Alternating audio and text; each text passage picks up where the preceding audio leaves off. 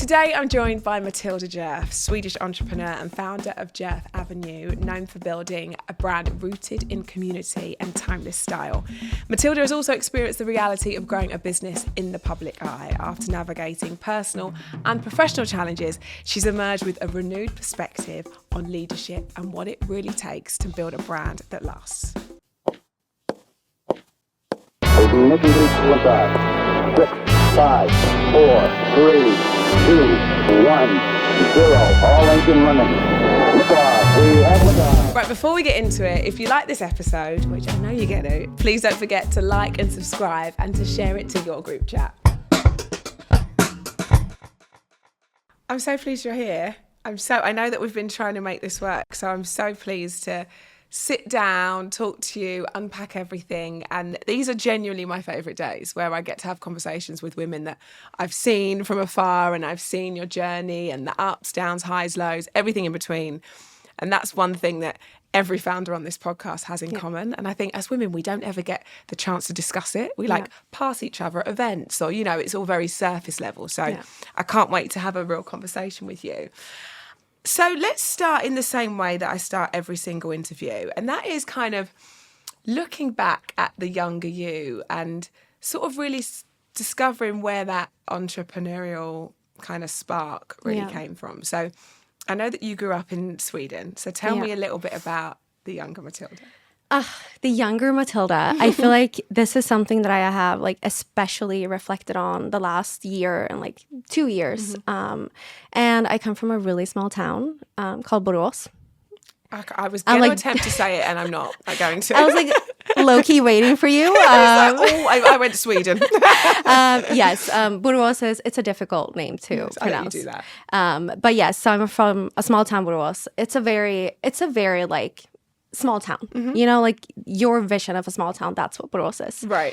I grew up with my mom and dad, my 2 siblings. I have the best family, truly the best family. I'm such a homebody. I'm such a family person. My fiance is usually oh, we're doing dinner with them again? You're like, and I'm like, yeah. You're not marrying just me, you're marrying the whole family. Oh, fully, fully. And he's now part of the family. We've been together for 11 years and he's really grown up with the family now. So it's very sweet. But yeah, and from a young age, I was always my mom describes me as I had very high integrity. If somebody wanted to, carry me, I was very selective. Whereas my sister was very just the opposite. That is such a good description of my daughters. And it's so funny because you can really see that early on. Yeah. And I suppose being comfortable with sussing everybody out. Exactly. And also my mom would always say that, if I was telling a story and she stopped listening, I would be like, Mom, you're not listening. She couldn't really fool me. Yes. And I think that's also kind of something that has, it's still with me today. I think that you saw those signs early on. It makes sense for me when my mom talks about it. I lived in a white house with my family. It was on a cul-de-sac with my friends. It was truly the best childhood. And then when I was 9, so 2006, we moved to Monterey, California. Wow. Yeah. Oh, and so I left. That's worlds apart. Yeah, it's worlds apart. And we have this internal joke, me and my friends, that I always say. When I lived in the US, because it shaped me so much. So it's truly one of those things that I often talk about when I talk about, my journey and how I became who I am today.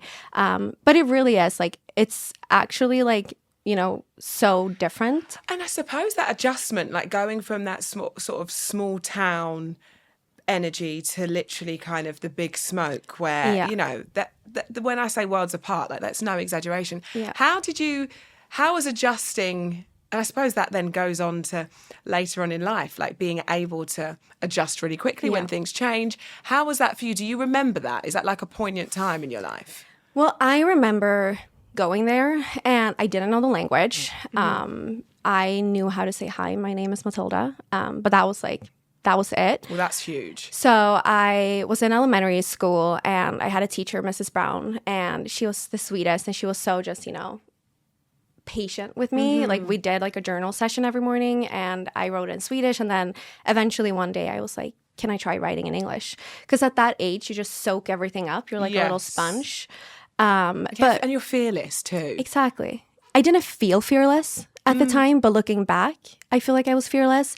But when I was in it, I felt so small. And I, like the first 2 weeks, I just cried every day at school.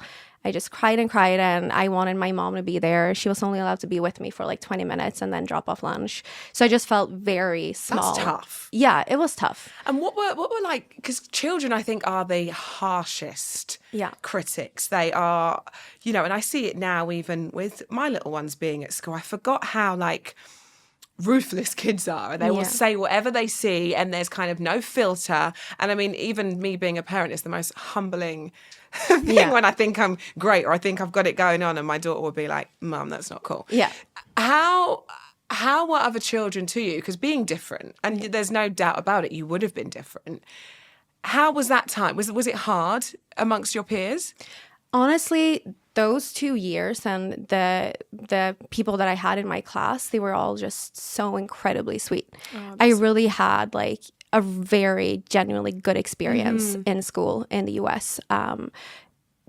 They were very sweet, and they tried, like even them trying to communicate with me and not knowing the language. Like I really do only have good memories of my school friends in the US. That's so incredible. Yeah, That's so incredible. It's like, and I made some of the friendships that I made there still are so apparent. Like they're so with me in my daily life. And even though I don't see them, I love following them. I love seeing what they're doing in their lives now. And it's just really cool to be able to follow somebody's journey. I mean, that's like, thanks to social media. Yeah, of course. It's nice because then you kind of feel And I always feel like that's always the sign of like a real true friend, is that you don't have to be with each other every day. But, in those moments where you might not have seen each other for years, and you can have lunch like it, like you saw each other yesterday. That's how you've got a good friend and a good relationship. Yeah. Do you complete school there? Are you there throughout the kind of high school years? So I did 2 years, so 4th and 5th grade. And I feel like those years really did shape me. Yeah. First of all, like, when we moved, we didn't really know anyone in the family. So we became really, really tight-knit. We became like a core family. We did everything together, and that really shaped our family kind of, like the relationship that we all have with each other. And I feel very grateful for that. They're like my family. That's my safe space. That's my, they're my best friends. But then also it just opened up my eyes to something that, I hadn't seen before. Growing up in a small town, I feel like, there's one path. Like, everybody tells you this is what you're going to do after high school. This is where you work. This is like, you can't dream too big. You can't chase your dreams. Like, you're here. Yeah. And then I feel like the trip to the US kind of showed me that, there's a different mindset. Yeah. Like, there's more to life than just this small town. Yeah. And not that there's anything, Borås is a beautiful town, and I've had really fun experiences there. But I also knew coming back that this isn't where I see myself living my entire life. That's okay, because I think, like you say, like, had you have been there and been based there the whole time, you might have felt the sort of need to conform a little bit, because that often happens in smaller places, and it's okay, and that's okay if that's what you want. I think also it's giving yourself the license to want more. Yeah. Because when you're from somewhere and everyone's doing the same thing, and I remember really feeling like that with my school friends, it was kind of that route that by a certain age you have kids, which weirdly I did, because on paper I was like the career girl, and I was never really at home, and I was always kind of looking to do more, and I wasn't necessarily with my childhood sweetheart, and that kind of wasn't the path that I knew that I wanted. And I think whether you're confident in that or not, but at some points I did feel as if, hang on, maybe that's what I should be doing. Like, I sort of desired for more. And it sort of dawned on me a little later on that that's okay. Like, I'm allowed to be ambitious, and I'm allowed to feel that. And it's okay if my cousins and my best friends don't want that. We can still have a great relationship. But there's more that excites me than where I am now. Yeah. I think that's a beautiful way of putting it.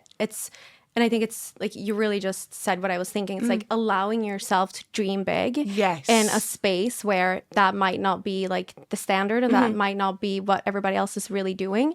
And I think that, the move to the US really opened up that kind of mind space for me, which I feel grateful for. And how were your parents at that time? Were they kind of, because I've spoke to different women that have, as you can imagine, lots of different backgrounds, and some want their children to stay and do university until this point and have a certain career, or they're kind of really creative and free. And how were your parents, you know, during your upbringing? Did they kind of have a plan for you, or did they let you lead? My parents have always been so incredibly supportive. We're three siblings.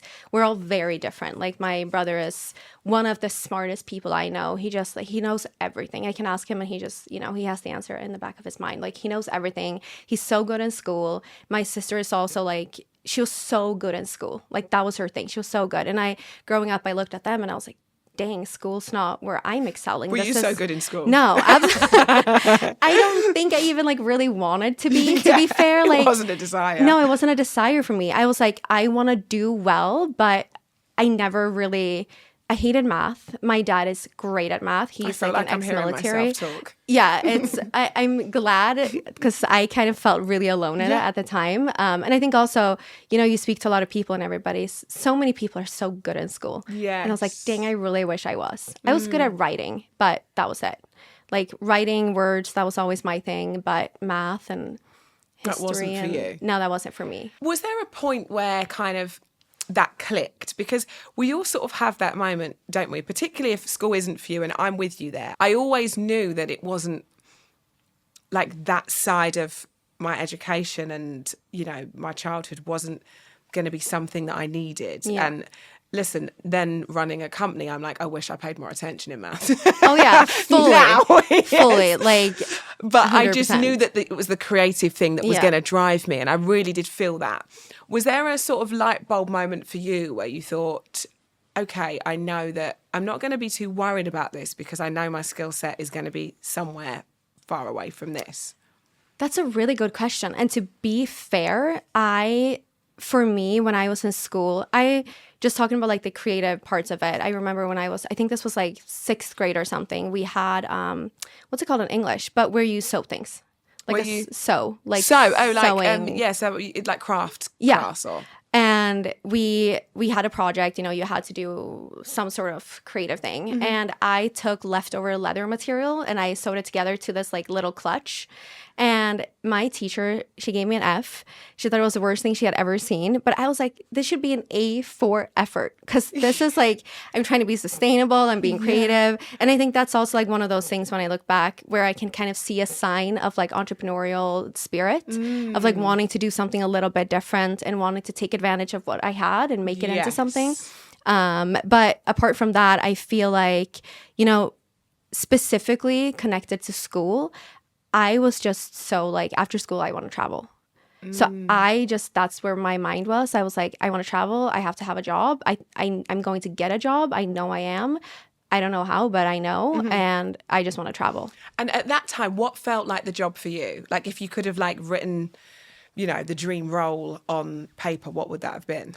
You know, when I was in school, my mom is a social worker, and growing up, I saw her help so many young adults and kids.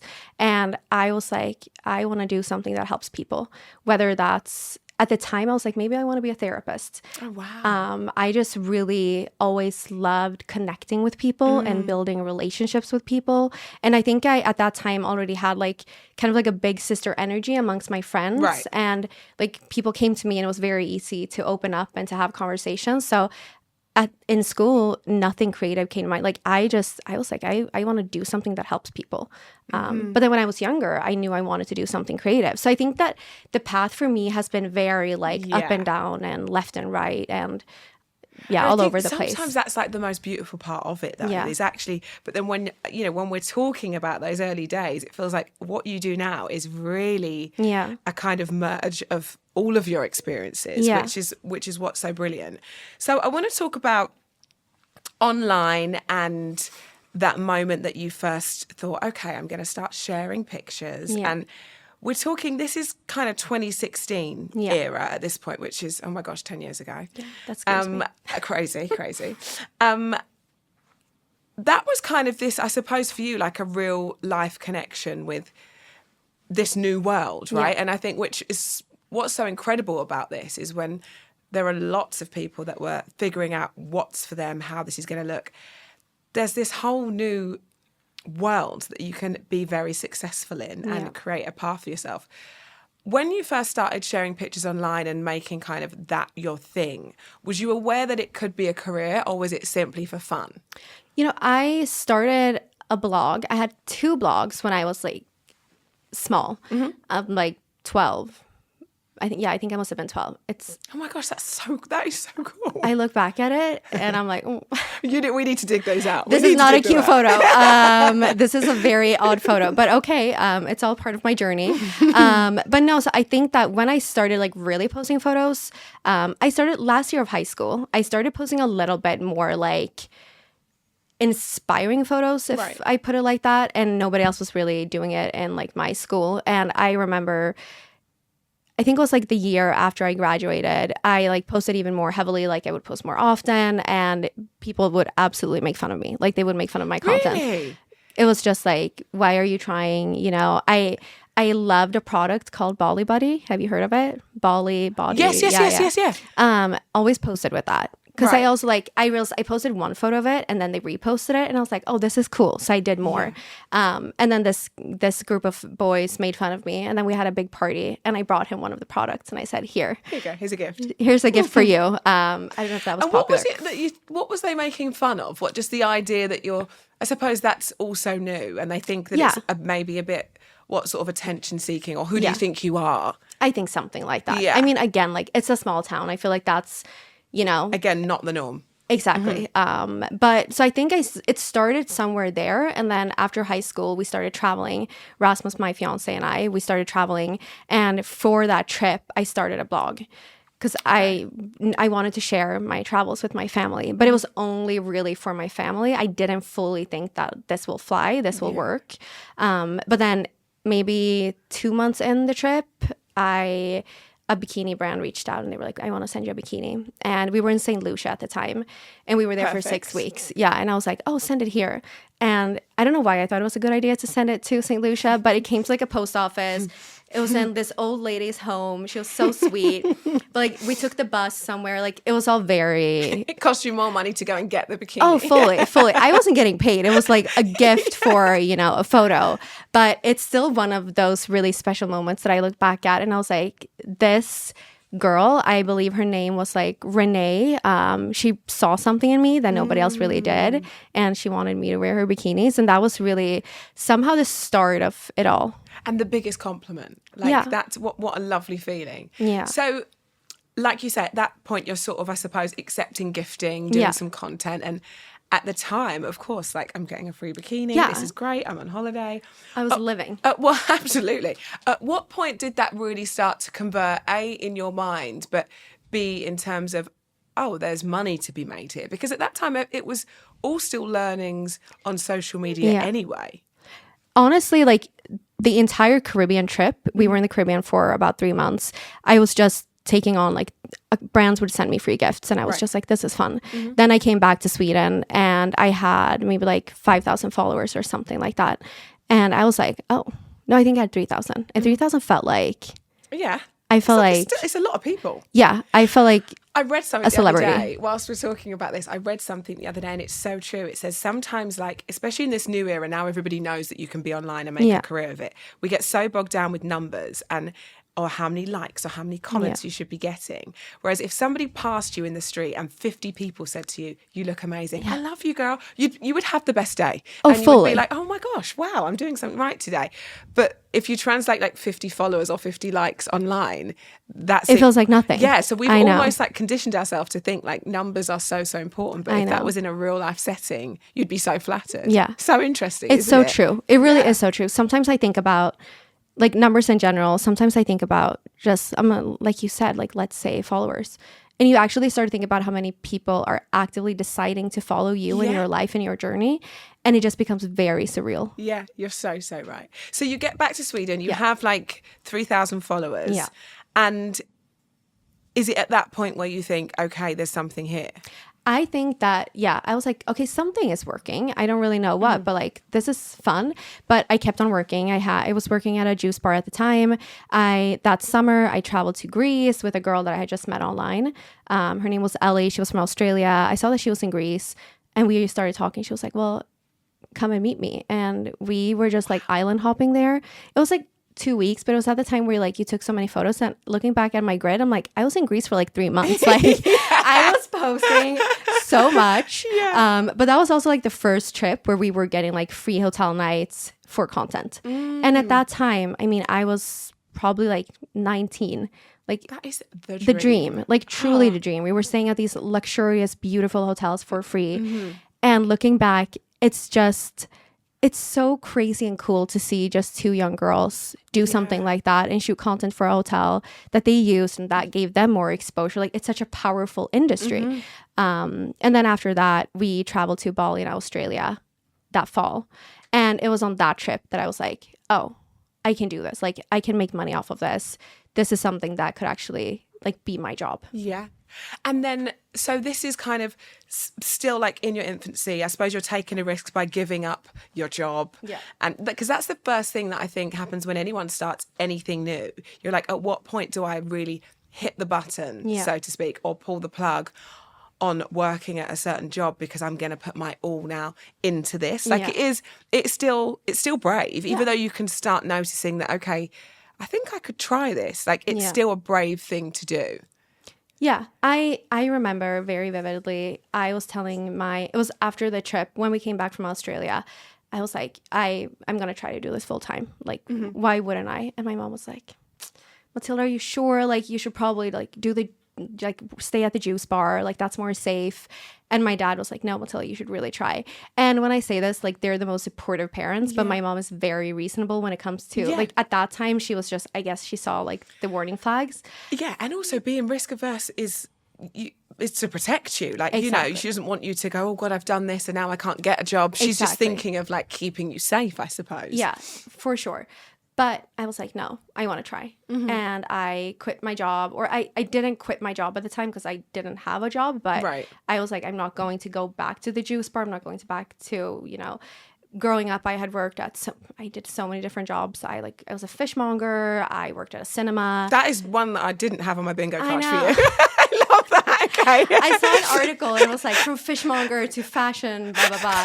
That's the best headline ever. But I was like, it's giving myself a little bit too much credit as a fishmonger. To be fair, I don't deserve that. I really don't, because I was like 17 at the time, hungover half of the days that I was scared working. of the fish. Oh, so scared. I was like, I didn't know what I was doing. But I also think that the day that I started, that was also a very like apparent kind of sign that like the entrepreneurial spirit in me. I had taken this job and the interview was like an hour away from my hometown. So my mom drove me, and her name was Lena. And she asked me, you know, what do you know about fish? And I was like, I know salmon. Like, we have a summer house on an island. Like, salmon is delicious. Like, you know, we go fishing sometimes. Like, but I got the job. And then the day that I started, I was like, dang, I really don't know what I'm doing. Like, I don't know how to fillet a fish. So I YouTube how to fillet a fish. And I see this video and like I follow it and I try to like memorize the hand movements. And then when I get to work, the guy who works there, he's like, oh, we're filleting fish today. Do you know how to do it? And I'm like, oh yeah. No issues. Like, I know how to do it. And I start, and he's like, nobody's ever done this on their first day of their like work before. And I was like, oh. I researched. I think that's like, you know, a testament to your character. And like, okay, I could be put in the most random situation, but and make it work. I'm gonna make it work. Yeah. Was there anyone like online at that point, like you say, you decide, okay, I'm gonna commit full time? Was there anyone that was like an inspiration that you thought I could do what she's doing, or was it still so early on? I mean, I feel like we had some of those names, like Almi Song, Song of Style was her Instagram name at that time. Oh, yes. Oh, my gosh. I follow her. Yeah. Like Sincerely Jules. And I remember... Love Sincerely Jules. The best. And she's also the absolute sweetest person on planet Earth. But like with Almi, I remember I had followed her and she was this person that, you know, was kind of almost like a made-up person because she was so big and like everything she did. And then she had done a collection with Revolve. And they had a trip planned for Portugal, and Revolve invited me. And I was like, what do you mean? Like, am I going? And then, you know, I was sitting next to Ami, and like 2 months before I had, you know, seen her as this like... Yes, almost like unreachable character. Yeah. So it was like, that's one of those moments where it felt very just like surreal that. Yes. And also kind of like affirming that actually, yeah, I'm doing the right thing. Like this is actually what I'm meant to be doing. Exactly. You know, these are the rooms that I wanted to be, and this is kind of on the vision board. And here I am on a trip with these girls. Yeah.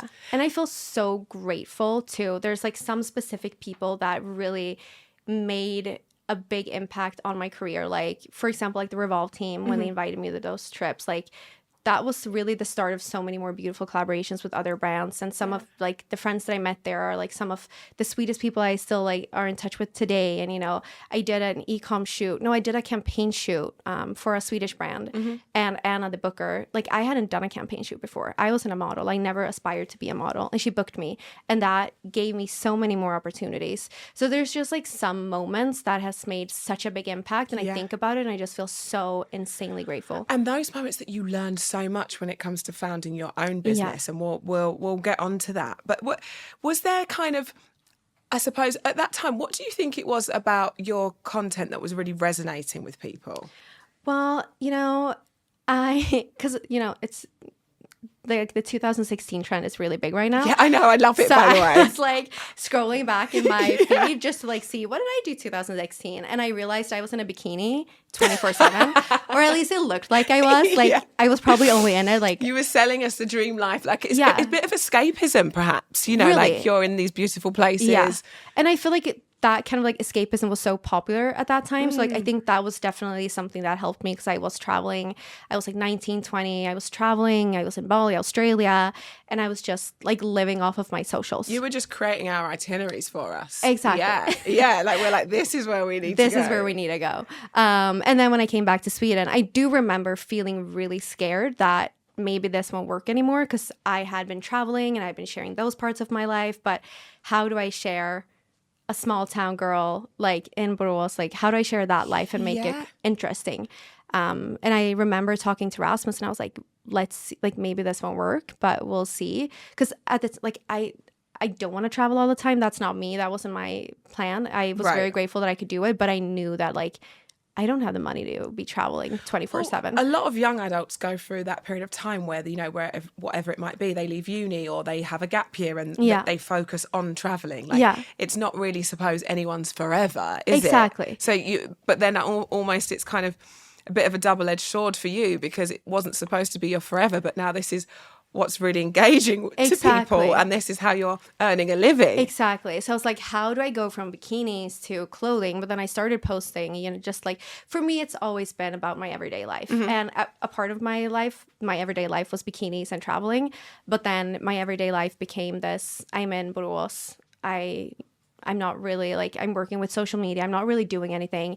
You know, a lot of other influencers, they were living in Stockholm, going to events, but I was in my hometown just kind of trying to get by with the work that I brought in. But it did work, which I'm very grateful for. I still could make a living off of my Instagram. And then I also started doing a lot of modeling jobs. Right. And definitely that absolutely helped me be able to, you know, live off of it. And do you think for you, like I'm always fascinated by, you know, somebody that's from that influencer background and has really cracked the code when it comes to social. For you, was it quite key being consistent? Absolutely. At the time, I think absolutely, because I was just always posting. And I think the key for me was always also to stay really authentic and true to myself. So I would always like check in, you know, I would be transparent about what I was going through. At that time, I had just kind of healed from an eating disorder that I had had for a lot of years. And I shared that parts of me. And I look back at it and sometimes I think, was I too honest? Was I too transparent? Did I talk about it in a too transparent kind of way, if that makes sense? I remember doing a live and somebody said something and in the live I was crying, and sometimes I see that video and I'm like, was that kind of almost bringing people too close to me? But that's an interesting take. Yeah. But then I suppose that is your journey and it is your truth. And actually, sometimes there's probably something that was a little bit therapeutic about kind of letting everything be and being honest and kind of for yourself. Exactly. And I think it also, again, connects to that like big sister mentality. Yes. And my urge of helping someone else. Because I've always said that I've always said this, so I feel like if somebody's listening to this and they'll be like, she always says this, but it's if I can help one person, then it's worth it for me to speak about my difficulties and like what I've been through. And the eating disorder was absolutely one of those things where like being able to connect with so many other young girls who were going through it as well was really therapeutic, but also empowering in a way. Of course. And I suppose if you're like, if you're being so open and authentic as you are on your channels, you can't leave out such a big part of your story, particularly if that's going to help other people. So it kind of you wouldn't feel like you're being yourself if you kept that information. Exactly. And for me, it's so important to go into a room or wherever I go and to feel like I am 100% myself. I don't want to be a version of myself that I'm not. Then I'm not feeling good. And for me, it's so much about where my energy is and how I'm feeling. And, you know, I just always want to show up authentic. Yes. And that was the same thing when I started with my Instagram. That was like the number one thing. Well, let's talk about founding your business in 2019, and I've sort of seen this from afar, and it's just so incredible what you've built. Like it is so incredible. So talk to me about where the idea came from, how you've used everything that you've learned along the way, and I suppose the platform that you now have, because the gap between the like 2016 and the 2019, I can imagine we're a lot further away from those 3,000 followers at this point now. So tell me where the idea came from and kind of what you did to first kick it off. Yeah. I feel like you're probably going to have to ask that question again, because I feel like when I start talking, I'm probably going to start Go for it. I'll bring you back. You go for it, girl. You're going to have to bring me back for sure. But no, so we launched it December 2019. And prior to that, I had worked with social media for, I think it was like 2018 that I started like an actual like company. Yes. And I started actually like invoicing the correct way and like actually making money and not just, you know, accepting clothing in exchange for a hotel night. But I also want to say that was part of my journey, doing things for free as well and doing it for exposure and for relationships. And, you know, the social media scene wasn't today there's so much more, you know, people know to take charge. Like they know what money they're supposed to earn. They have more kind of awareness regarding that. But at that time, I feel like I didn't really have anyone to talk to. So I was just kind of trying. And it also really wasn't that model. Like I think even the brands were still learning at that time. Like, oh, we probably need to charge someone for this image because we've used it for 6 months and we only gave her a bikini. Exactly. You know, like it's kind of, I think usage everyone's learning. Yeah, usage rates, insane. Companies they were lucky back in the days. Like, could you imagine now it would never fly? Oh no, it costs so much money. It would be so expensive. No, that nobody would afford it, honestly. Yeah. Like back then, brands would just use your images for so many years. So I think I had one brand use my image for I don't know how many years. I can imagine. But it's kind of true. And at that time, you also, when you're learning, you don't know kind of your rights and how that looks. And it was a deal that was done. I would love to wear that outfit. Thank you. And you get excited. Yeah. You get so excited. This company wants to work with me. Like that's an excitement. Well, then you actually, it has to dawn at you at some point that you realise your worth and what you are bringing and what you're doing for that brand. Exactly. And I think that's probably where you become not only an influencer, but a businesswoman. Yeah. Because this is now a business and I know my worth. Exactly. And I feel like that shift for me came 2018. And prior to that, I had done design collaborations with Australian brands. And I was doing design collaborations and I loved it. And, you know, to kind of connect the dots to what I said before, when I was in high school and I always wanted to work with something that was like helping other people. Growing up, I've always been really, really creative. I've always like loved styling the family. I was always doing my friend's hair. When we lived in the US, I had a Miley Cyrus fan page. I was her biggest fan. Love this. I also want to say that I had like 200 posters of her on my wall. Like love. I was a fan. And I had this fan page and I was doing like the banner, like the hero image. Right. And I loved it. And I was like, oh, other fan page wants me to do this for them. So I started doing it for them. Unfortunately, I wasn't very business minded, so I didn't charge money for it. I just did it for free. But I think that also kind of like connects to, again, that kind of like entrepreneurial spirit. Yes. So when I realized that like social media was working, I could make money off of it, and I did the design collaborations, I was also simultaneously having these beautiful conversations with my community and my DMs. And, you know, they were loving everything and they were loving the items, and we were having transparent conversations about what could be better, what are you missing in your closet. And then I did this one collaboration with one of like the bigger Swedish brands, and it was a true pinch me moment because it was a brand that I had shopped at growing up. And I did a bikini collaboration with them and I loved it. I thought it was so fun. I came into the room with this like head of designer who had gone to school and she was so experienced. But I also left feeling like, dang, I brought so much new information to them. And I brought so many different point of views from what they were kind of thinking, because I had those conversations in my DMs. And when that collection went live and then when it sold out, they wanted to do another one with me. And then Rasmus, and at that time, Rasmus was working with me. Like we were working together with social media. Right. And he just kind of goes like, Matilda, why don't we just do this ourselves? Like, why don't we just create something?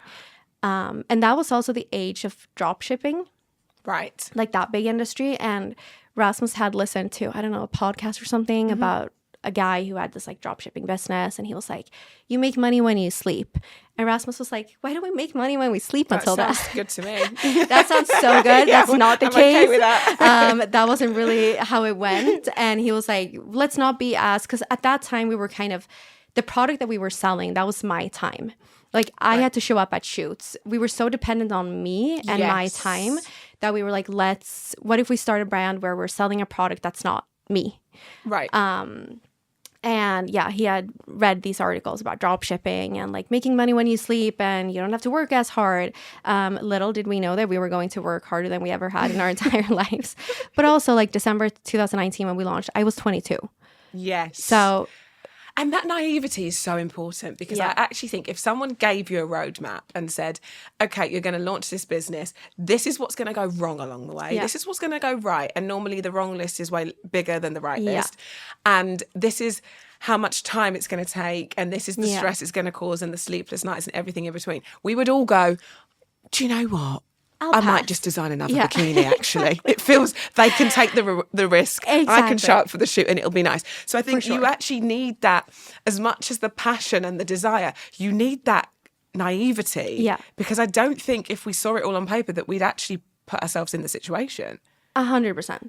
Like, because it would just change it all. It'd become less exciting and more like, when's that bad thing going to happen again? Exactly. You know? For sure. I think that like, and we often speak about this, like if we knew all of the difficulties, like even like the day of the launch, I think we would have just been like, it just feels easier and safer to start this with another, person or do Let this them with a handle brand. logistics. Let's Exactly. give that part to them. Exactly. But at the same time, like I knew that I wanted to do something on my own. And I knew that like when I did the design collaborations, I loved it, but I couldn't decide the exact material.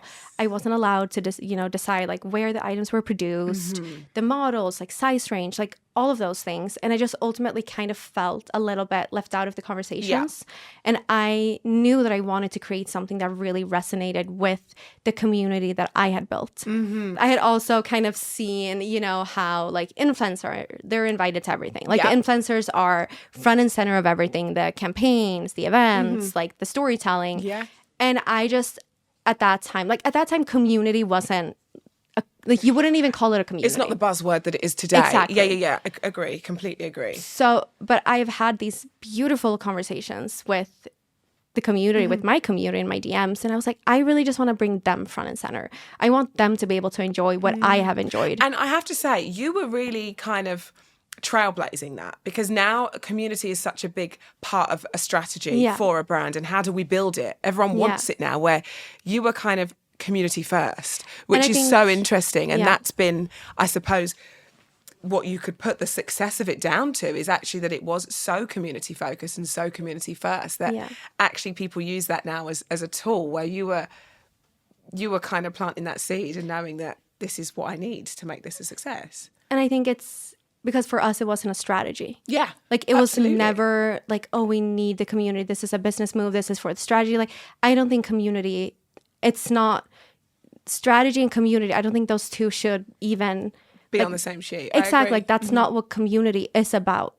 So for us, and also you don't have a say in that. So it's quite an obnoxious thing to make part of your strategy, because your community builds and you build that and they decide whether you're onto something. Exactly. So I think brands are thinking of it now in the wrong way, because they're seeing so many. You look at Refi and what Jess Hunt has built and the incredible success that she's had, and her business is so community focused. But it's interesting that you can see these big corporates trying to have a little bite of that cherry. Yeah. And it's like, it has to be authentic. You can't cheat. There's no cheat sheet for community. No, you have to be authentic. And the community, like your community, your brand's community will know if it's authentic or not. Absolutely, and it's like you said, that's their decision to make. So yeah, but when we started, I just knew that I want to put the community front and center. I want to celebrate them because at the time also, all of my opportunities were thanks to them. Like, Right. I wouldn't be able to do what I was doing if I didn't have my community backing me up and supporting me and helping me. So I just knew that like I want to create a brand that resonates with them. I want to create something that they want to wear. I want it to be, for us, like obviously it's clothing. You want to look good in clothing, but more importantly, you want to feel good in clothing. Yeah.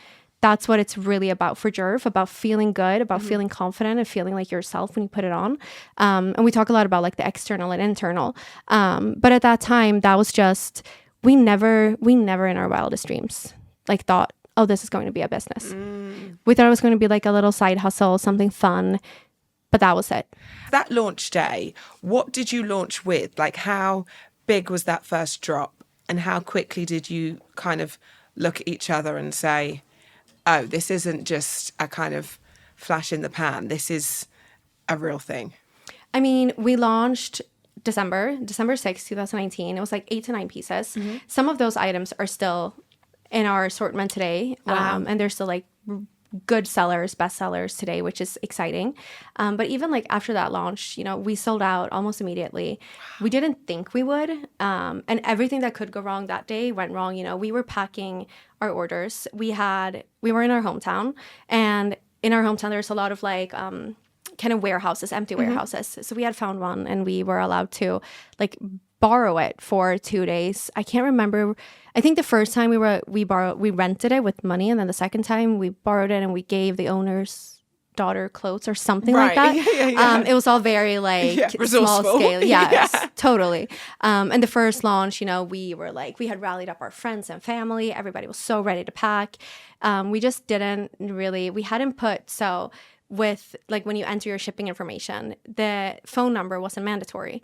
And when that exported to DHL needed it to export it into like a shipping label. Right, yes. And it was the same with like zip code. So we were sitting there and everybody was just like standing, and we had this vision of like the shipping labels just like flying out the printer. But instead we were like 6 people just like standing over the printer and being like, can it come out? Like, please help. Yeah. And my brother and my dad and Rasmus, they were all sitting and like Googling the zip codes and phone numbers to be able to enter it. So it took forever. I can only, that's like a logistical nightmare. Horrible. But it's also fun. Like, it's such a big part of our story. And like, you know, from the start, we said we want to do everything on our own because we wanted to fully understand like, you know, how to do things. How do we pack an order? How do we upload the images online?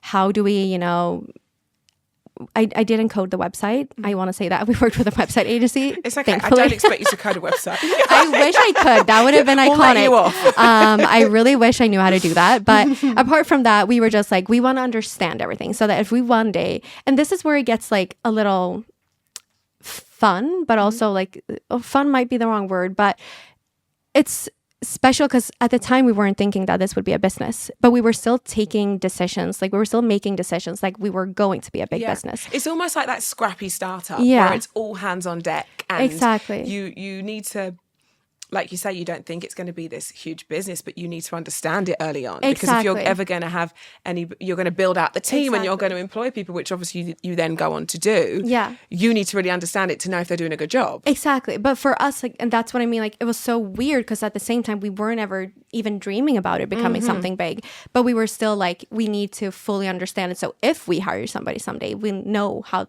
like, what they're doing. What we're looking for. Exactly. Yeah. So we did that, and then it sold out, and then we moved all of the boxes with like the spare garments to my mom and dad's apartment. I bet they loved you for that. I mean, thankfully, they actually did. They were so supportive, so helpful. They helped us pack orders because the same month we moved to Stockholm. Right. Me and Rasmus. So Wow, my you- parents. You had a lot going on at one time, girl. Yeah, very poor planning. Like looking back, I think we should have done things differently. But getting an apartment in Stockholm was very difficult, and we had found one, so we were like, we need to take this chance. So my parents helped us pack orders at that time, it would be like 2 a day. Right. And then they would pack it and they would, like ship it off. DHL would come. And I look back at that time and I just feel so grateful, and it was such a special time being able to have that help from my parents as well. That happened, and then we did a restock, and then that was in like February, Right. And then again we like were able to just rent this warehouse, and that sold, and then again my parents would take the spare stock to their apartment, and then eventually we rented an office space in Stockholm, and I think this was like May, June, Right. So then we brought up all of the garments, and we started packing ourselves up there, but that time was difficult because then the pandemic hit. Yes. And we were like, at that time, it was only Rasmus and I. We had no employees. We had no team. I did have an assistant, Olivia, who helped me at the time. Right. And, when pandemic hit, I was like, I was so scared. I was like, I'm not going to be able to pay her, her salary. That was just, that's what pressure. do I do? Yeah. And it was, like we had just purchased our spring collection. And I remember calling Manuela, who's one of our, she works in an agency in Portugal. And I was like, what do we do? And she was like, we can't cancel it. And I was like, how will this work? We don't have a customer base. We don't have those loyal customers yet because we have only launched one drop. It's so new. Yeah. So new. And it was such a scary time. So I called Olivia and I'm like, I think you need to find a new job because I don't know if this is going to work. And I want you to be able to find a new job before This we don't could know go what wrong. happens. Yeah. And then we launched that spring collection and it sold. And we were so happy. And it was just such a relief because it had been such a just like uncertain time. And this was like May 2020. And then... So this is peak pandemic. Yeah. This is like when it's kind of scary. We are kind of having to isolate with, we're peak pandemic right now. Yeah. And a lot of times people... Now, when we talk about the pandemic, we often get like, oh, you guys must have like boomed during the pandemic with your PJs and your loungewear. And I was like, at that time, we were selling blazers. People did not want to wear blazers. Peak pandemic when you're at home working from home. Yeah. You don't want to buy a blazer. So I think that if we would have sold loungewear back then, that would have been a hit. But unfortunately, we didn't. We would have flown. Yeah, that would have been amazing. I wish my planning was a little bit better. But yeah, so then October 2020, up until October 2020, we were packing our orders. So we were renting an office in Stockholm and we were shooting everything ourselves. So we would take the photos, we would upload the photos, put in the sizing, put in like the description, like everything, the stock and everything like that. We would go live. The moment it went live, we started getting orders. We would run downstairs, pack the orders, run back upstairs, answer customer service. It was all just very all hands on deck. Up and down, all hands Yeah. on deck. And I'm so happy we decided to do that because it taught me so much. But yeah, that summer we launched our tube tops and they were called sugar tube top, candy tube top, slushy. And my mom was helping me. She was like, Matilda, I don't remember. Was this the sugar? Is that the pink or is that the white one? What do I do? And I'm like, no. We can't afford packing the wrong orders. But obviously we did. That happens happen all the time. And I think that was just also so important to do it yourself because then that when a warehouse packs an order incorrectly, I've done it myself. I've done it so many times. It's natural. It's a human error. Yeah, exactly. It's going to happen. But if you don't have that understanding and it's your first time doing something, then it feels, more daunting. An incorrect order. What do I do? But then we had already done so many of them. So yeah, October 2020, we got a warehouse instead. And that was I think that was the big shift for us. That's a huge moment, like you said, particularly when you're seeing those little baby steps of growth, and you're kind of like, okay, we are in a position now that we need this. You can really, year on, you can really, really see that growth.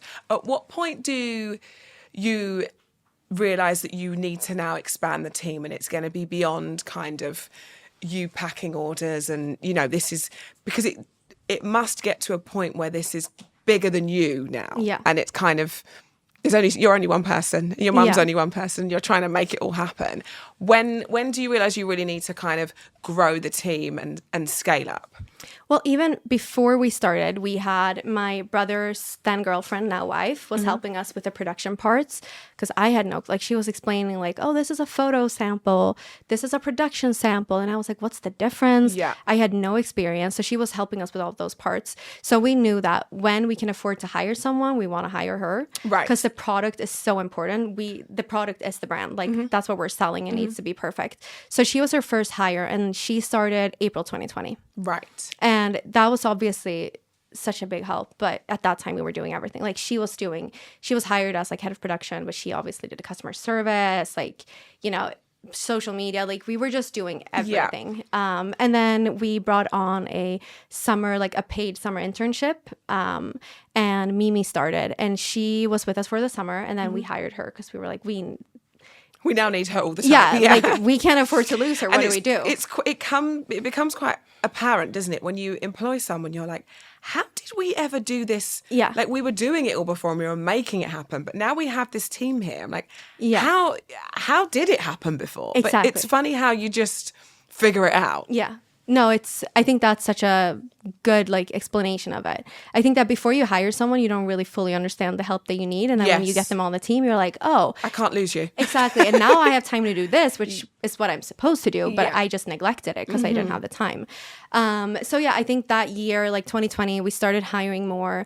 And then going into 2021, we like built out the team a little bit more, you know, like customer service, e-com. And that was, yeah.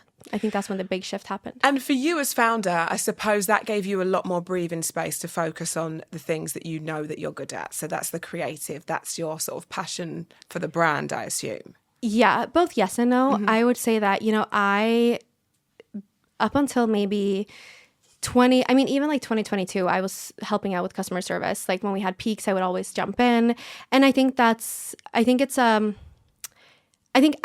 it gave me more time, but it also, I think at that time I was about, you know, I was 22, 2019. Obviously I was 23, 2020. And then I was like 24 when we started really building out a bigger team. And I think at that time, I think that I thought a good leader was being heavily involved and being really passionate. Right. I didn't understand that, being a good leader is also like building structures, building processes. Yes. So I think that yes and no. Like I did get more time to do what I needed, but I also thought that, but I also need to be helpful. I need to be available all the time.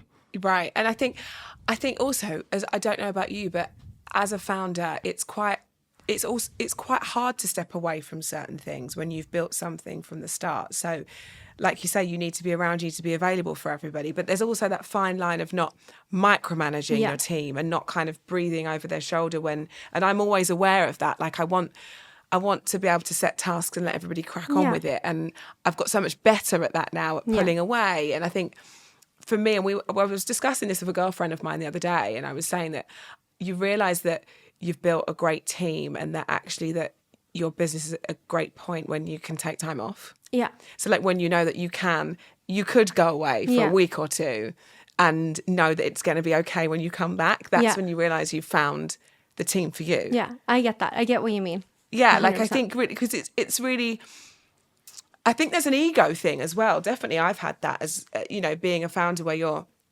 you feel like I'm so necessary to every part of this business and it's not going to function without me. But actually, it's not true. No. And it's a blooming great job if I stay away from the finances because as we discussed earlier, I'm no good at math and I'm not going to stick to a budget. Yeah. And everybody knows that about me. So I think for me, really focusing on what I bring to the table, what I do best. But it's also kind of, you know, an ego thing of actually realising that, okay, I'm going to hand that over and, you know, I'm not as important as I think I am and what's important is the brand and the brand's growth. Exactly. How does the business look today? So obviously that was back then and you were kind of across everything. I suppose stepped back from certain roles a little bit, you know, employing customer service and so on and so forth. What does your role as founder look like in 2026?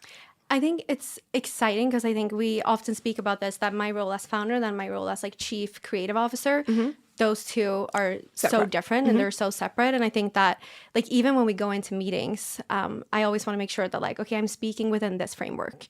Like this is me going into a meeting as chief creative officer. I only ever have like founder meetings with our CEO. But I think even like when we have meetings with our CEO, it's, you know, okay, this is this framework and this is this framework. Because those two roles will also have different kind of goals and responsibilities. like as, a chief creative officer, I can be like, we need to do this campaign. But then as a founder, I'm like, that's too expensive. Yes. You know what I mean? Yes. So I think that's always like, I really like just knowing which framework I am in. Yeah. That's a really good way to put it, and having clarity, because you do have to wear different hats. Yeah. And like you say, the kind of excited creative in you would say, let's go to Saint-Tropez and do this glossy campaign and everything else in between. But the founder would say, this is my business. I don't want us to go in the red. Exactly. But it's remembering that and not letting, it's a bit of a battle, isn't it? And in a battle. Really is. And at what point did you take on a CEO, and how was that for you? So we brought on our interim CEO last year, and that was actually something that we had discussed for a really long time.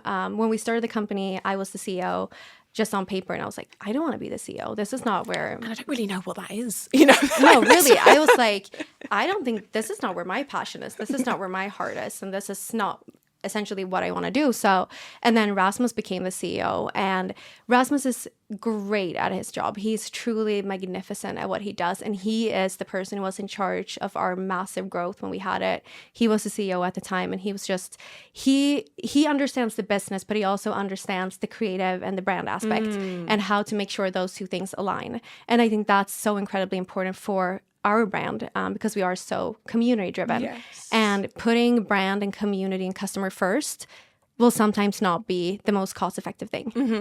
Absolutely. But I think we started talking about bringing on another CEO like 2022. From 2021 to 2022, we had a massive growth. We had over like a 300% growth, which was incredible. But also it brought so many issues. It brought so many problems and challenges because, going into the year, we were one company. And then leaving the year, it was a completely different company. And that's when we started having those conversations, being like, maybe it's time. Yeah. And then just, there's so many things are always happening. And obviously that's always the dream, isn't it? When you start a business, you dream for that growth. But actually, no one can really, when it happens organically, no one can really prepare you for when that is going to hit. And being ready for the growth, that is something that isn't always the case. Like, we've had this growth and now we're here, and my gosh, what are we going to do? Yeah. Because it comes with a new set of pressure. It comes with kind of a different, then now we're looking at targets, and now this has all become quite serious. Exactly. And now it's all of the sudden I think the best way of explaining it is through like, it's a new company. Like, we were so, going into 2022, we were so manual. Like, we were doing, our return sheet was an Excel sheet. Like, our return, like how we handled returns, we just put it into an Excel sheet. And, like the customer service, we had a Gmail, like we didn't have a system. Like, everything was so incredibly manual. And then we had a massive growth, and orders started coming in at a bigger volume. And how do we keep track of the emails? Like, how do we keep Excel track of... sheet was having a heart attack. Oh, I was having a heart attack when I did customer service. I'm not an Excel girl, as we have now understood. So I was like, Control F. Is that how you search, or am I now deleting It's giving me a everything? bit of anxiety for you. Oh yeah, it was very anxiety filled. It wasn't. Yeah, that was difficult. I don't like Excel sheets today. Yeah, I'm with you. Because of that. We've got a lot in common. It's our math brain, I think. I think it is. It's that part of our brain that isn't activated. I really think it is. So that's when we started having those conversations. But then, we went into 2023. We started hiring more like senior. We started building out, team leaders within the company. And then 2024, we were like, let's do a leadership team. And then eventually we started, because also bringing in an interim CEO or just a permanent CEO, it's a big commitment and it's a big process. Yes. And also as a founder, it's scary because all of a sudden somebody external is coming in to, make sure to have that person understand the vision and the brand fully. But then, also you want to bring on somebody that's smarter than you and somebody that's brighter. Lead. Exactly. Yeah. So it was a process, but it's been lovely. Nana has been incredible, and it's been fun to learn from such a powerful woman in the business and in the industry. So it's been a very fun experience. I can imagine. And I want to bring it sort of now back to 2026, and obviously being D2C, but then going into retail. And in terms of London, I mean, it doesn't get bigger than being in Selfridges. Like, what an exciting launch, and having kind of, your community being able to touch and feel and be part of that process before they purchase is kind of a different story for you. So how does that feel? Honestly, like you said, like Selfridges is Selfridges. It's just like iconic. Like we don't need to say anymore. It's like Beyonce. Yeah. You know? No, like it really is. It's, you know, and when we started, obviously like 2025 went into that year, Jessica reached out to us, senior buyer at Selfridges, and, you know, she expressed her interest. And I just remember being like, what do you mean? Like Selfridges, that's Selfridges. Yeah. Are you sure? Are you sure? Did Djerf I hear Avenue, it like, right? are we this good? Like, and I knew that we were, obviously, but still, like that little, it just felt so It's like surreal. that stamp of approval, isn't it? Yeah. And that, like almost like giving you that gold star. And Exactly. like you say, you've got an incredibly successful company, and you have had for many years. But I think there's something in that when it's a place that you admire and a place that Exactly. feels so kind of aspirational to you, that they want you and your brand is that must be a real incredible feeling. It really was. And I think it was also the perfect timing because for us, when we started the company, we were saying like, we want to fully understand the customer journey. We want to be in charge of it. We want to make sure that all of our values are coming out to the customers so they understand who they're purchasing from. And then, you know, we've had the business for 5 years. So we also felt like, okay, but we have this now. Like the customers, they know Djerf Avenue, and even people who don't know what Djerf Avenue is, like how can we make sure that they know, even when it's like at Selfridges. And the team who's worked with us at Selfridges, they've been great. They've like the best girls have been on the floor. And we actually had one of like the most successful pop-up openings at Selfridges on that floor ever, which is Girl, really exciting. yes, that is what I want to hear. Yeah, That is what I want to hear.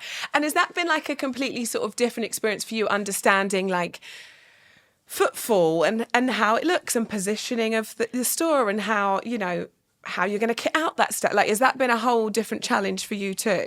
Oh yeah, fully. And also like, because we've done a lot of pop-ups, and when we do pop-ups, you know, there's the creative freedom. You can kind of do what you want within the budget, which I'm not very good at. Again, I like to make things really special for our Yes. community. But you also have to do it on a low budget Yeah. often.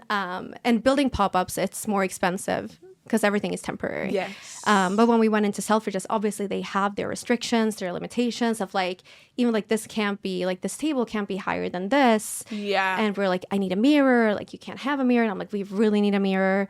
You know, they have the straight railing. I wanted to do the curved railing because we always do that to flirt with our logo. So there was a lot of things that, you know, were so different from the way that we usually work, and having also to be okay with not being fully in control of the creative output was something that I had to work with and be okay with. Because for me, it's just so important that we always show up in a big way for our customers, and that when our customers comes to our pop-ups or activations, that we kind of live up to their expectations. Yeah. And I think it's always so important to keep that brand DNA alive. Like, Yeah. even though you're in this store that, you know, comes with the restrictions and it's so kind of known and so synonymous, you kind of want to make sure that you're still the brand that everybody knows and loves and that the community Exactly. are going to expect. But I think there's something really exciting, and like you say, like budgets and everything else in between, that really does push your creativity too. Like, okay, we can't now do this, but what if we try? Like, those moments are kind of nice and a little bit refreshing. They are. I've always kind of explained myself as I'm a very like creative problem solver. Yes. I think that's one of my strengths. Right. I love solving problems in a really creative way, and I love coming up with really cost-effective solutions for things that usually cost a lot of money. Yes, and there's no kind of sweeter win than that, is there? Oh, truly. I'm like, you know, they were going to charge me 20 grand, and I've managed to get this for 2. Oh, and also like girl math. So now we have this money. So now we can it do means we've got this. this, guys. 100% all the time. Meeting with the CEO. Have we got this over the Exactly. line? And she's just like rolling her eyes at me, and I'm like, ah. I want to touch on, like, with the great highs, there's always lows, and everybody knows that. And I think you've been really transparent in talking about this journey's never going to be linear, right? And it's going to be, it can be bittersweet. And as founders, we all know that. And I was talking to Amy Smale about this, who founded Odd Muse, and I think she's been a bit of a trailblazer in the sense of she's kind of started this movement of like that founder-led content where she'll kind of say, I've had the worst day on social media, and she'll talk about meetings and things not hitting the mark and feeling a little out of her depth. In terms of like, I know that you've been honest about this, and publicly you've probably had, I'd say, your most difficult time personally, and living that out through the public lens. Yeah. How has that been for you? And has it taught you anything about yourself? So much. It has taught me so much about myself. And I mean, I can't even I think that would be like a separate episode if we talked about all of that. But yeah, I think that the number one thing it has reminded me of, and I've said this previously as well, and I often talk about it with my fiance, is that it has reminded me that I need to show up as the best version of myself. And that's what I always aim to do. But I think that you can probably relate to this, as you're building a business and everything is just go, go, go. Yeah. It's difficult to prioritize that for yourself. Yes. And like I said before, I think that, starting the business, I was very young, and for me, being a good leader was being passionate and being involved and available. And also, we should point out that early 20s, God, I feel so far away from myself now. Yeah. Early 20s, if I could look back and call her and be like, hey, maybe don't do this or maybe don't say that. We'd be on the phone for hours, right? And I think there really is that, we shouldn't really underestimate of how much you do learn on the job. Yeah. And you kind of need to give yourself grace too and permission to be able to do that. Yeah. Right. What being public and it's noisy, right? And I know this from being in the public eye, and it's different, and my vein didn't start off influencing, but being maybe in a media vein, you put a foot wrong, people are going to tell you, and you kind of have to acknowledge that and move on. But how do you and how did you not because this is something that every listener will really take something from, because there's always outside noise, right? And things can be noisy, but we always want to focus on the task in hand. Yeah. And that for you is being a great founder, learning, moving on, making mistakes. Perhaps we all make missteps. But how did you dial down that outside noise to say, do you know what? This is the mission and this is the goal in hand. Yeah. A great support system to start with. I would not be where I am today in any sort of aspect if I didn't have a good support system. But also, again, that being able to prioritize. For me, last year, my priority and Rasmus, my co-founder, and, our CEO, our priorities was just organization. How do we take care of the organization? Yeah. How do we take care of the business? And I think that when you know how to prioritize, everything else kind of just quiets down. Yeah, you're so right. Because I think even when you look at startups, it can be, and I'm only using it in your situation. I've had situations where it's noisy and loud and you're like, okay, but I've still got to be at work and show up and I'm leading a team. And yes, I've got a CEO around, but this is my business, this is my baby, and I need to not let that bleed into this. And when I need to take a moment for myself, I will do. But I think startups can really learn that. We did a live show, for instance, the other night, and there were questions asked, and they were like, if you've got everybody on the outside not believing in what you're doing, or if your family, for instance, don't support you and don't understand your vision, how do you not let that put you off taking risks? Yeah. And I think that's really, it's quite an interesting thing. And like you say, you were fortunate with a great family, but there's lots of young founders that will have the friendship group that think it's silly. But then I suppose it goes back to those boys at school that were laughing when you were posting your Bali body and everything in between. It's knowing the vision, I suppose, and sticking with that. Yeah, and I think it's about being your authentic self and also realizing that no one's perfect. I'm not perfect. I'll be the first to say and my aim has never to be perfect. And I know that that's also being a good leader and being a value-led company, that's something you're recommitting to all the time. Yes. It's not something you're just committing to once and then letting it go. You have to make active choices every single day to recommit to the values that lead the company and, to the version of yourself that you want to show up as. Yes. But I mean, I'll be the first to say that, I've had throughout the years of running the business, there's been so many things that has happened that I also look back at, and I kind of wish that even when it comes to personal things, I had an ectopic pregnancy 2020, and when I went through it, looking back, I wish that I allowed myself to heal from it properly. And it's the same, I wish today, I think the difference is that today I allow myself to heal, and I allow myself, if I have a bad day, I also allow myself to say, okay, if I can't show up as the best version of myself today, then I'm not going to show up at all. Yeah, and that's okay to live in that. Exactly. Like you say, I think sometimes as women in business, or maybe expectations that we put on ourselves or other people do put on us, that actually we wear that as a bit of a badge of honour. Yeah. Like, okay, this terrible thing has happened to me, like the ectopic pregnancy, but okay, I'm going to still show up at work and I'm going to do... Where actually, I remember it's a completely different situation. But I remember coming back to work way too soon after having a baby. Yeah. I wasn't ready. I remember being on TV and my boobs were leaking, but I was so adamant not to let anyone down because I said I was going to do it. And I thought, it was my decision to have a child, so I'm going to be at work. Yeah. And like, if I look back, I would literally, and I at the time was young. I was 24 when I had my first. And if I could call that girl, I'd be like, don't worry that what anyone's expecting of you. You've literally just had a baby. And I think it's such good advice because we could all be a little bit kinder to ourselves in those moments and give ourselves that grace that we think that everyone expects a different version of us, but it's okay just to be us. Yeah. I want to move on to our rocket round now. Yeah.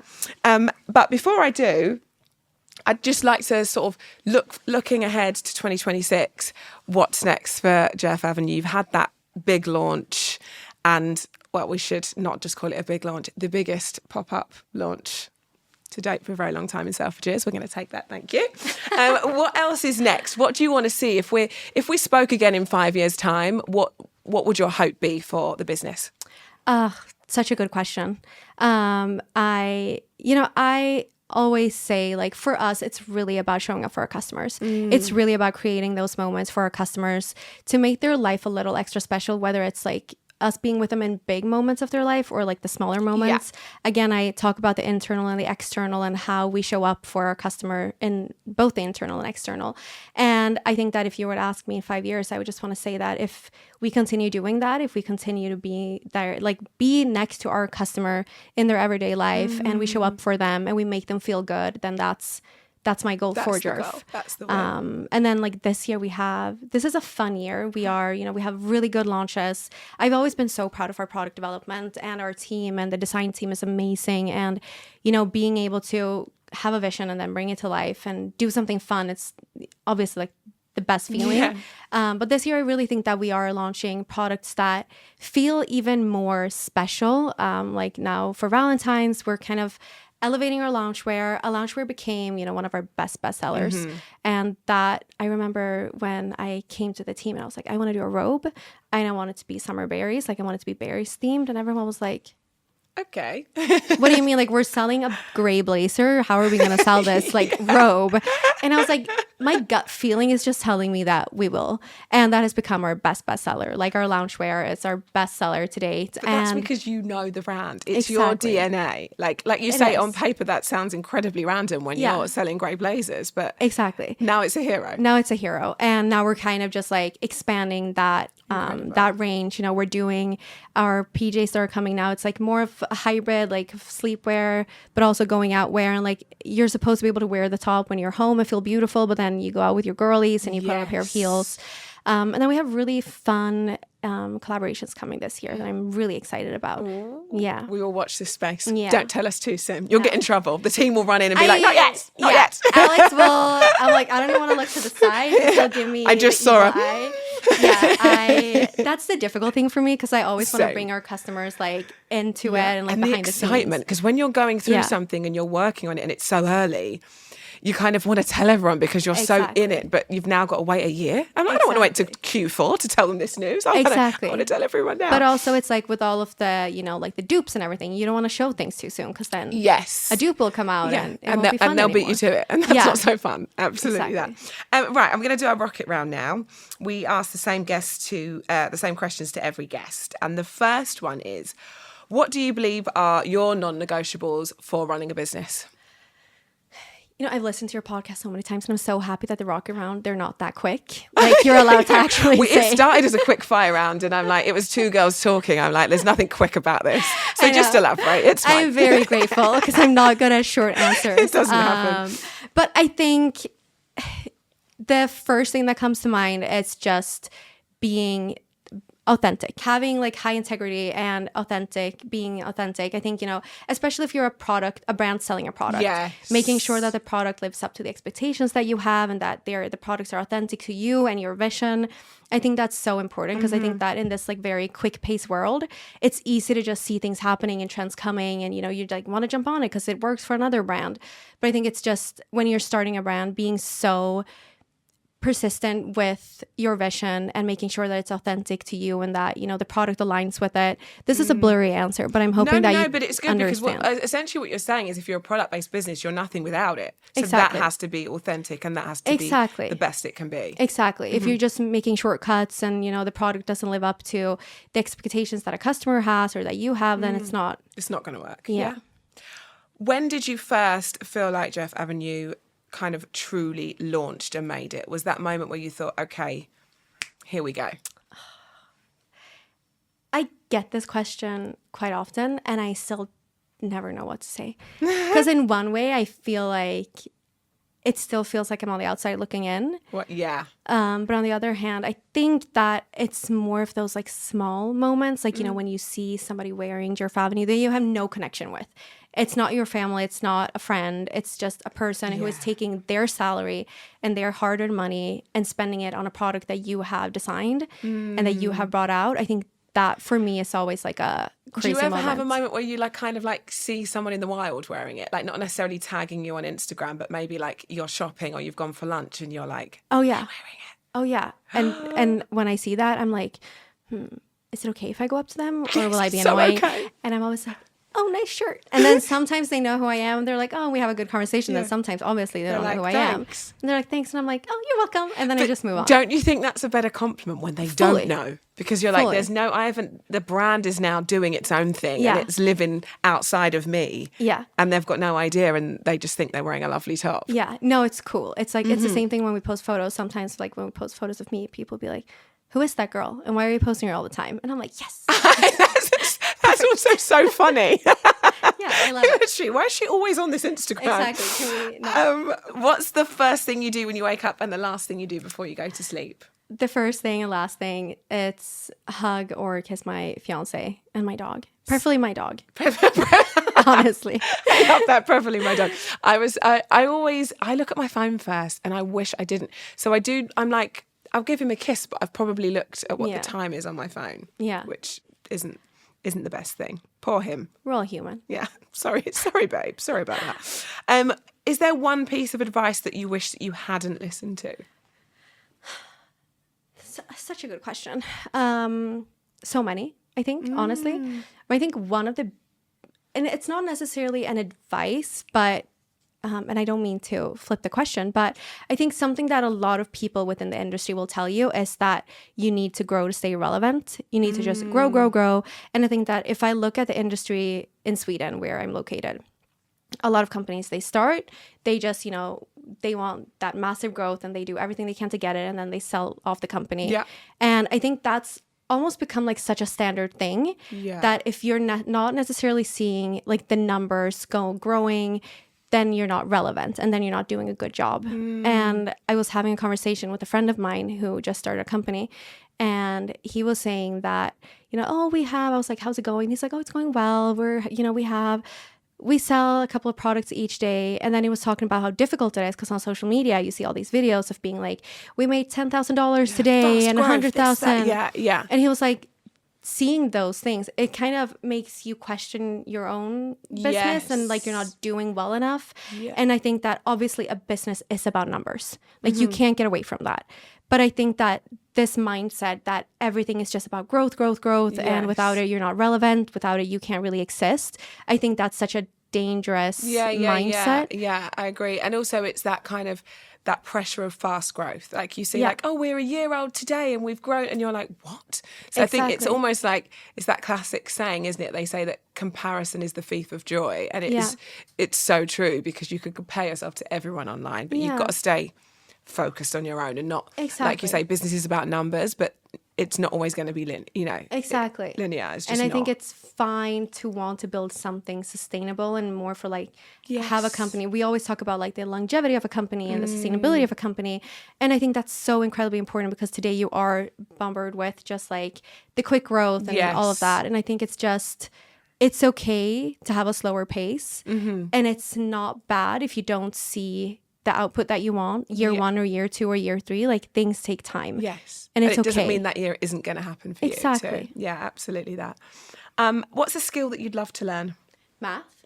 Me too. I feel like after this conversation. Although, babe, we've come this far. We've come this far. We won't worry too much. No, but I think a skill, I always want to evolve. I always want to be a better version of myself today than I was yesterday. So I think there's just always so many things that I want to learn and that I want to work with. So I think it's a good question. And I kind of want to lean more towards like an actual skill. I would love to be able to code. Oh, yes. I don't think I will be able to, but it would just make life so much easier because it's so expensive to develop things on a website.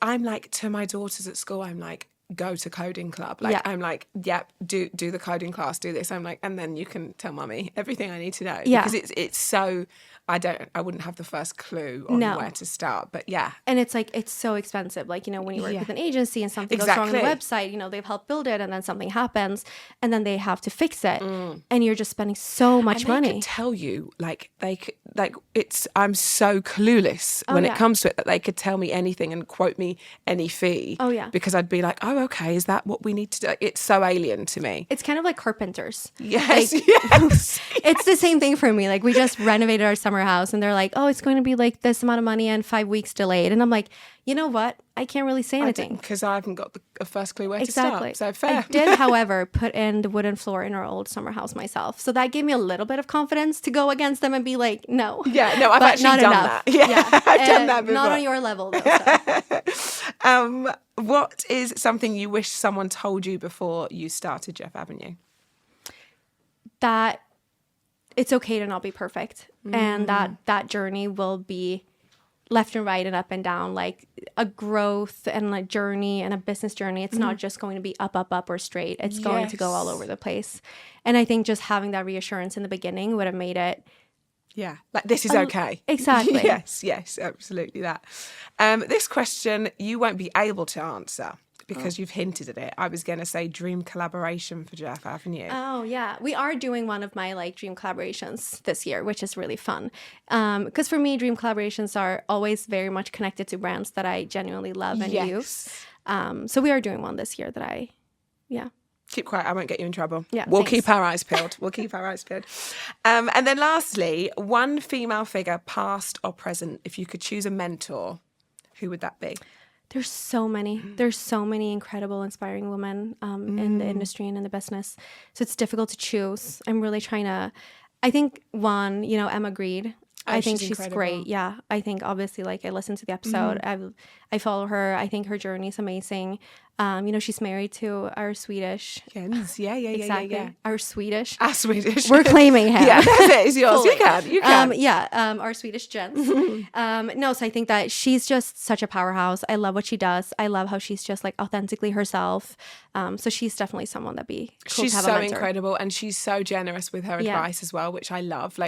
We'll have lunch and she'll be like, you need to do this, you need to do that. And, she's really, really forthcoming. She's incredible and fearless. Yeah. She really is. And you want to be a bit of a sponge around her. Yeah. Perfect mentor. I like that you mentioned the word fearless because, going into a new year, it's very popular to talk about a word that you're bringing in. Yes. And I was telling my colleague Alex, I'm like, a word that we're bringing into this year is just fearless. Yeah. And I think, do you know what? When you've been through stuff and things have happened, you've had highs and lows, you kind of think, do you know what? That didn't break us. That didn't break me. It kind of becomes a bit of a leveler to say, we got through that, so we can do anything. We had a situation in the business that was around trademarking and it was my fault and I fumbled the bag and it was the worst thing because it was my fault and there was no one else I could blame.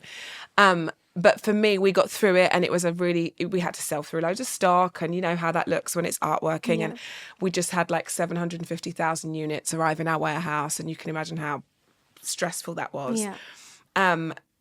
And we were hit with this situation and now I use it as a leveler. Yeah. And I'm like, okay, this is a bit of a hard situation, but it's not trademarking era, so we've got this. Come on, let's go.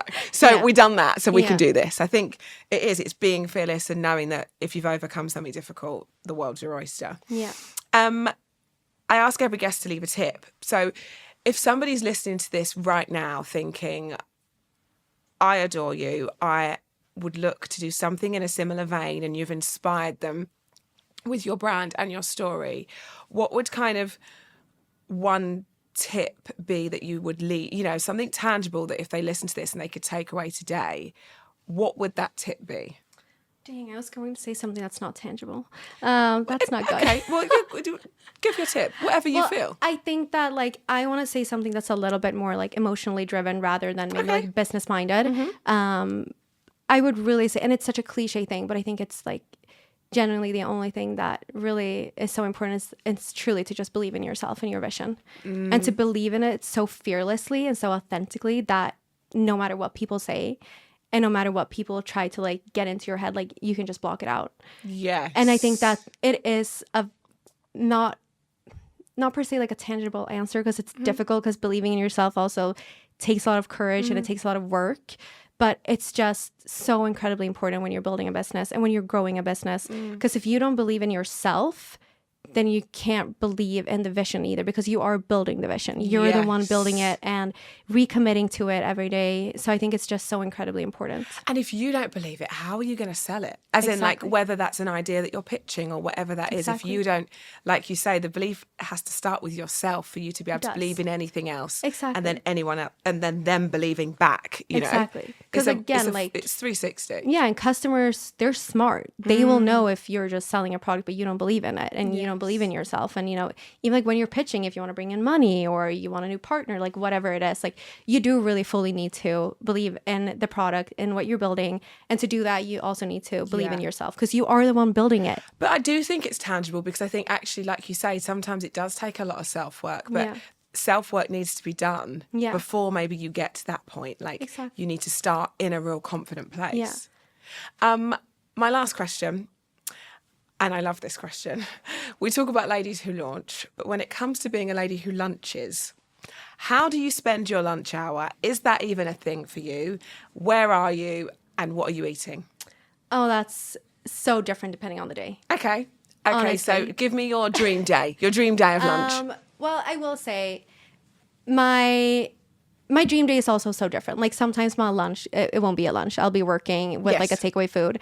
However, I feel the best when I bring home cooked food with me. Ooh. Always. You bring it into the office? Yeah, I bring a little food box. Mm-hmm. Yeah. That's when I feel the very best because then I know that I have cooked this. I have poured love and energy into this. I know what I'm eating. I know it's good ingredients. And there's something that makes you feel a little bit smug when you've done a bit of meal prep. You feel like you've got your shit together. Oh, fully. I feel like a full grown up. Yeah. And I'm I've made this, guys. Yeah. And I just feel committed to myself as well. Yeah. I think I often talk about just creating small habits for yourself to also, build parts of it is of course you're building a bigger momentum, but you're also kind of recommitting again to yourself. Yes. You're saying that, I show up for myself and how I show up for myself. And I think something as small as meal prepping is committing to so right. Taking care of yourself. You're so right. What are you bringing in on a day where you're oh yes, I've made that today? What would be a treat for you? Well, right now I'm in this period where I love a little bowl of rice and minced meat and kind of taco inspired. Yeah. A little bit with, chili cheese. con carne-esque. Yeah, but more of a bowl. Yeah, what do they call? They there's a shop here where you build your own bowl. A bit Chipotle-esque. Oh, I had it yesterday. There you go. That's my husband's favourite. Oh, it's if so he's good. what can we order in? He's should we just get Chipotle? Oh, yeah. It's good, isn't it? And I always call it Chipoodle. That's my that's my nickname for it. Whenever we're traveling, I'm let's just order Taco Bell or Chipoodle. Chipoodle. There you go. No, I love it. I would have brought you one here if I'd have known. Girl, I would have. It's my favorite. Thank you so much. I've loved sitting down talking to you. I feel I've learnt so much about you. The fishmonger thing is going to stay with me for life. Yeah. The vision of you YouTubing filling out a fish is in there. Yeah. It's in there for life now. It's a fun image. And it's even more fun if you think about me being 17 and hungover in a freezing little space. I'm proud of you. Yeah. I'm proud of you. It was a good time. Well, thank you so much for having me. Thank you. It's been incredible. Thank you.